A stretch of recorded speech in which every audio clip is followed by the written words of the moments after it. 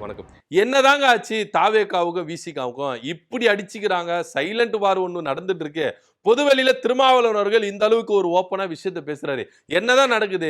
இவங்க கூட்டணி ரொம்ப சாஃப்டா போகும் அப்படிதான் நினைச்சிருந்தோம். ஆனா இது நீடிக்காது போல இருக்க. இந்த கூட்டணியில இருந்து விசிகாவை ஒதுக்கி வைப்பாங்களா என்ன அப்படின்னு தெரியல. ஒருவேளை விசிகா தாவேகாவை ஒதுங்கி வெளியே வந்துருமா? என்ன விஷயம் ஒண்ணு தெரியவில்லை. ஏன் இந்த அளவுக்கு திருமாவளவன் அவர்கள் கொதிச்சு போயிட்டு இது மாதிரி மேடைகள், அதுவும் பொது மேடைகள்ல வார்த்தைகளை விடுறாரு அப்படின்னு நம்மளுக்கு தெரியவில்லை. சோ தமிழ்நாட்டுல வாக்கு எண்ணிக்கை முடிஞ்சோடனே பல மாற்றங்கள் நடக்குது. சோ விசிகா, இடதுசாரிகள், வைகோ போன்ற கட்சிகள் என்ன பண்றாங்கன்னா திமுக கூட்டணியை முறிச்சுக்கிட்டு என்ன பண்றாங்க போறாங்க. 60 ஆண்டு கால உறவையே ஐயுமல் முறிச்சுக்கிட்டு என்ன பண்ணுச்சு, தாவேகா பக்கம் போய் சப்போர்ட் பண்ணாங்க. தாவேகா பக்கம் போய் சப்போர்ட் பண்ணாங்க. அதுக்கப்புறம் அமைச்சரவையில பங்கு பெறாங்க. இதெல்லாம் நடக்குதுன்னு வச்சுங்களேன். குறிப்பா விசிகாவுக்கும் தாவேகாவுக்கும் ஒரு சைலண்டா முற்றும் மோதல் போக்கு உருவாயிருக்கு. என்ன அப்படின்னு பாத்தீங்கன்னா, எங்களுக்கு இந்த அமைச்சர் பதவி கொடுத்ததுல வருத்தம்பா. எங்களுக்கு துணை முதலமைச்சர் பதவி வேணும். திருச்சி கிழக்குல இடைத்தேர்தல நிக்கணும். அது மாத்திரம் இல்லாம வாரிய தலைவர் பதவி வேணும் அப்படின்னு சொல்லிட்டு இஷ்டத்துக்கு என்ன பண்றாங்கன்னா, அடுக்கிட்டே போனாங்க விசிகா. இதனால தாவேகாவுல இருக்கிறவங்க நிறைய பேர் என்ன பண்ணாங்கன்னா, 2 சீட்டு வச்சிருக்கிறவங்களுக்கு இது ரொம்ப ஆகாதுங்க. ரொம்ப ஓவரா பேசுறாங்க. இதெல்லாம் நல்லதுக்கு இல்ல. அவங்களுக்கு அமைச்சர் பதவி கொடுத்ததே பெருசு.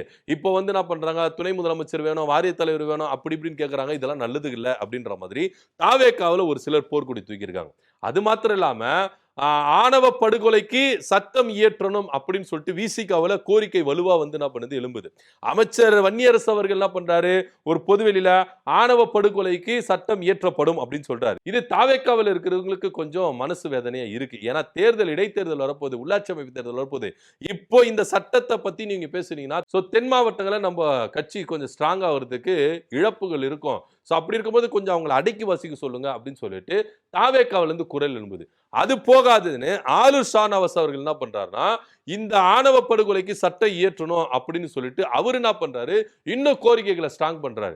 போயிட்டு என்ன பண்றாரு, இதுக்காக முன்னாள் கவர்மெண்ட் என்ன பண்ணுச்சு, ஒரு குழுவை ஆணையரை என்ன பண்ணுச்சு, நியமிச்சாங்க. அந்த ஆணையரை போய் சந்திக்கிறது, அவங்க கிட்ட பெட்டிஷன் கொடுக்கறது, இது மாதிரி ரொம்ப விஷயங்களை என்ன பண்றாங்க, இருக்கிறாங்க. சோ தாவேகாவை விசிகா 2 சீட் வரிசைன்னு பல குடைச்சலை கொடுத்தது. இது மாத்திரம் இல்லாம அவர் பேசினா தப்பு, இவரை பதவியில போட்ட தப்பு, அந்த பதவி அவருக்கு கொடுத்த தப்புன்னு சொல்லிட்டு நச்சரிச்சுட்டே இருந்தது. இன்னும் சொல்ல போனா திருமாவளவன் அவர்களுக்கு நெருக்கடிகள் ரொம்ப கொடுக்கப்பட்டது. அதனால அவர் எப்படி அப்படியே மாத்துறாரு அப்படின்னு பாத்தீங்கன்னா, அதிமுகவிலிருந்து பல எம்எல்ஏக்கள் ராஜினாமா பண்ணிட்டு வராங்களே, இது ஆரம்பத்துல தவறு, ஜனநாயகத்துக்கு விரோதமானது அப்படின்னு சொன்ன திருமாவளவன் அவர்கள், இது அவங்க உட்கட்சி விவகாரம், நான் அதுல தலையிட மாட்டேன். இன்னும் சொல்ல போனா எடப்பாடி பழனிசாமி சைலண்டா இருக்காரு, நான் எதுக்கு பதில் சொல்லணும் அப்படின்னு சொல்லிட்டு கை கழுவிட்டு போறாரு. அப்போ ஜனநாயக நாட்டுல ஜனநாயக சக்தியா இருக்கிற விடுதலை சிறுத்தைகள் இதுக்கு இது குறைஞ்சபட்சம் ஒரு கண்டனத்தை கூட தெரிவிக்க மாட்டாங்களா அப்படின்னு ஒரு கேள்வி இருக்குல்ல. ஏன்னா அதாவது எலெக்ஷன் நடந்து 1 மாசம் கூட ஆகல, இந்த அளவுக்கு மக்களுக்கு விரோதமா ஓட்டு போட்ட மக்களுக்கு விரோதமா எம்எல்ஏக்கள் இப்படி செய்றாங்க.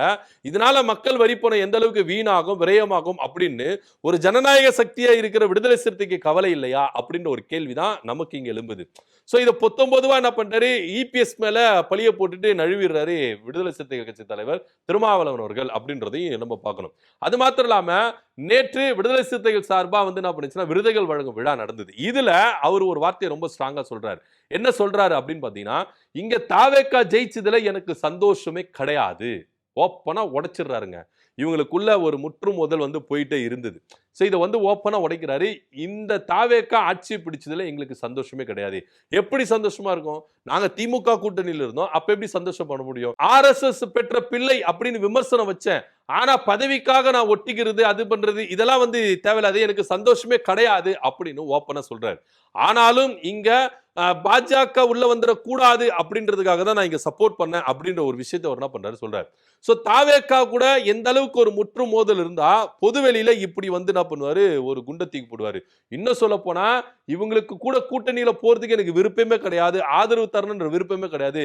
வேற வழி இல்லாம நாங்க என்ன பண்ணோம், ஒரு முடிவு எடுத்தோம் அப்படின்னு சொல்லிட்டு ஒரு கட்டாயத்தினால் ஒரு முடிவு எடுத்தோம் அப்படின்ற மாதிரி அவர் என்ன பண்றாரு, விஷயத்தை சொல்றாரு.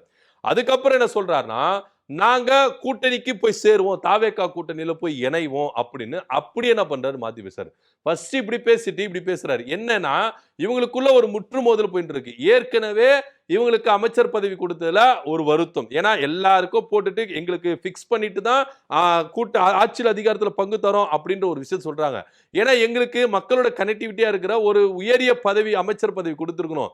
எங்களுக்கு சமூக நீதித்துறை, அதாவது ஆதி திராவிடர் நலத்துறையை எங்களுக்கு கொடுக்குறாங்க. இதுல எப்படிங்க எங்களை இன்னும் அந்த சாதி கட்டமைப்புல இருந்து எங்களை உடைச்சு விட்டே வரல. நாங்க எஸ்சிக்கான மட்டும்தான் அப்படின்ற ரேஞ்சுக்கு என்ன பண்றாங்க, அரசே எங்களை இது மாதிரி நிர்பந்திக்குதா அப்படின்ற ஒரு குரல் விசிகாவில இருந்து. ஏன்னா விடுதலை சிறுத்தைகள் கட்சி ஒரு சமூகத்தை மட்டும் சார்ந்தது கிடையாது அப்படின்னு உறக்க சொல்லி கொண்டிருக்கிறவர் விடுதலை சிறுத்தை கட்சி தலைவர் திருமாவளவன் அவர்கள். அப்படி இருக்கும் பொழுது இந்த அமைச்சர் பதவி கொடுத்தது எங்களுக்கு கொஞ்சம் வருத்தம் தான் அப்படின்ற ஒரு குமுறல், அதிருப்தி விசிகாவில இருக்கிறத நம்ம இங்க பாக்குறோம். அப்படி இருக்கும் பொழுது விசிகா தொடர்ந்து தாவேக்காவோட ஒரு முற்று மோதல் போக்குல இருந்தது. இன்னும் சொல்ல போனா இப்போ 1ஆம் தேதி ஒரு கூட்டம் நடத்தினாங்கல்ல, அதாவது தோழமைகள் கட்சி கூட்டம் நடத்தினாங்களா, இதுல கூட விஜய் அவர்கள் ஆலோசனை நடத்திட்டு போயிட்ட பிறகு ஆதவ அர்ஜுனா தனியா திருமாவளவர்களை சந்திச்சு உங்களுக்கு 2 வாரிய தலைவர் பதவி கொடுக்குறோம்னு சொன்னோம், ஆனா ஒண்ணுதான் கொடுப்போம் அப்படின்னு சொல்லிட்டு கூட பேச்சுவார்த்தைகள் நடந்தது அப்படின்ற விஷயங்களா கசிந்தது. சோ தொடர்ச்சியா தாவேக்கா விசிகாவை கொஞ்சம் ஓரம் கட்டுறாங்க அப்படின்ற ஒரு பேச்சும் இங்க அடிபட்டது. சோ இதனுடைய வெளிப்பாடு தான் விடுதலை சிறுத்தைகள் கட்சியுடைய விருது வழங்க விழால தலைவர் திருமாவளவன் அவர்கள் இப்படி சொன்னாரா, எங்களுக்கு தாவேக்கா வந்தது வருத்தம் தான், எங்களுக்கு சந்தோஷம் கிடையாது, மகிழ்ச்சி கிடையாது அப்படின்னு சொன்னாரா. சோ இந்த போக்கு வெளியில இந்த அளவுக்கு வெடிச்சிருக்குது. அப்ப இவங்களுக்குள்ள எந்த அளவுக்கு ஒரு மோதல் போயிட்டு இருக்கு சைலண்டா அப்படின்றத பார்க்கணும். ஏன்னா விஜய் சைடுல இருந்து வருகிற மெசேஜ் என்ன சொல்லுது அப்படின்னு பாத்தீங்கன்னா, விடுதலை சிறுத்தைகள் ரொம்ப கொஞ்சம் ஓவரா தான் போயிட்டு இருக்காங்க. 2 சீட்டு வச்சுக்கிட்டு அவங்க பேசுறதெல்லாம் ரொம்ப ஓவரு, எல்லாத்துக்கும் நான் பொறுத்து போயிட மாட்டேன் அப்படின்னு சில பல தகவல்கள், தலைமைச் செயலக வட்டாரங்கள் இங்க தகவலை தெரிவிக்குது. எப்படியா இருந்தாலும் விடுதலை சிறுத்தைகள் இந்த கூட்டணிக்குள்ள போகணும் அப்படின்னு விருப்பப்படுது அப்படின்றதுல இங்க ரொம்ப தெள்ள தெளிவா தெரியுது. ஏன்னா நாங்க திமுக கூட்டணியில இல்ல அப்படின்னு திமுகவை அறிவிச்சிருச்சு, நாங்க அறிவிக்கல அப்படின்னு அவர் சொல்றாரு. ஐயா திருமாவளவன் அவர்களே, தான் கூட்டணியில இருக்கிறோம் அப்படின்னு வாய் வழியா அறிவிக்கணும்னு அவசியம் கிடையாது. சில பல நடவடிக்கைகள் இருக்குல்ல, உங்களுடைய ஆக்டிவிட்டிஸ் இருக்குல்ல, இதுவே வெட்ட வெளிச்சமா காட்டி கொடுத்துருது அப்படின்னு தான் நம்ம பார்க்கணும். சோ இதன் பேஸ்ல தான் திமுக இங்க அனௌன்ஸ்மெண்ட் பண்ணிச்சா அப்படின்னு கூட நம்ம இங்க எடுத்துக்க வேண்டிய ஒரு விஷயமா இருக்கு. இன்னும் சொல்ல போனா மதிமுக திமுக கூட்டணியில தொடருமா தொடராதா அப்படின்னு ஒரு பேச்சுகள்லாம் போயிட்டே இருந்தது. ஏன்னா இவங்களுடைய ஆக்டிவிட்டிஸ் எல்லாமே திமுக கூட்டணியில இல்ல அப்படின்ற மாதிரி தான் இருந்தது. தாவேக்காவுக்கு ரொம்ப ஆதரவா பேசிட்டு இருந்தாங்க. ஏன்னா நீங்க ஜனநாயக நடுநிலையா நீங்க இருந்தீங்க, கூட்டணியில அங்கே இல்ல இங்க இருக்கிறோம் இல்ல அப்படின்னும் பொழுது நீங்க நடுநிலையா பேசியிருந்தீங்கன்னா இவங்க கூட்டணியில இல்ல அப்படின்றது ரொம்ப தெளிவா இருக்கும். ஆனா கூட்டணியில இருக்கிற மாதிரியே அரசு செய்கிற ஒவ்வொரு தவறுகளுக்கும் இங்க முட்டு கொடுத்திருந்தாங்க. அது மதிமுக வந்தாலும் சரி, விசிக வந்தாலும் சரி, இடதுசாரிகள் வந்தாலும் சரி, முட்டு கொடுத்துட்டே இருந்தாங்க. சோ இத பேஸ்ல தான் திமுக இந்த அளவுக்கு ஒரு முடிவு எடுத்ததா அப்படின்ற ஒரு சந்தேகமும் நம்மளுக்கு இங்க எழும்பதா செய்யுது. சோ எப்படி பார்த்தாலும் இப்போ ஓப்பனா நான் தாவேக்கா கூட்டணியில நாங்க போய் சேருவோம், இது கன்ஃபார்ம் அப்படின்னு ஆணித்தனமா சொல்றாரு. சோ அப்ப கூட்டணிக்குள்ள போகணும் அப்படின்னு சொல்லிட்டு விசிகா ரொம்ப முயற்சிக்குது. ஆனா தாவேக்கா இவங்க செய்யற செயல்களுக்கெல்லாம் கொஞ்சம் இங்க முகத்தை சுளிக்கிற மாதிரி தான் இருக்குது அப்படின்ற மாதிரி தான் இருக்குது. சோ இந்த கூட்டணி நீடிக்குமா நீடிக்காதா அப்படின்ற ஒரு சந்தேகம் நமக்கு எழும்பதான் செய்யுது. விசிகா விசஸ் தாவேக்கா அப்படின்ற ஒரு சைலண்ட் சண்டை இன்னைக்கு பொதுவெளியில வெடிச்சிருக்கு. அதனுடைய வெளிப்பாடு தான் திருமாவளவன் அவர்கள் நான் தாவேக்கா ஜெயிச்சது எங்களுக்கு மகிழ்ச்சி கிடையாது அப்படின்ற ஒரு வார்த்தையை சொன்னாங்களா அப்படின்னும் இங்க பார்க்க வேண்டிய ஒரு விஷயமா இருக்குது. இதை பத்தியோட கருத்து நம்ம கீழே கமெண்ட் பண்ணுங்க. நன்றி, வணக்கம்.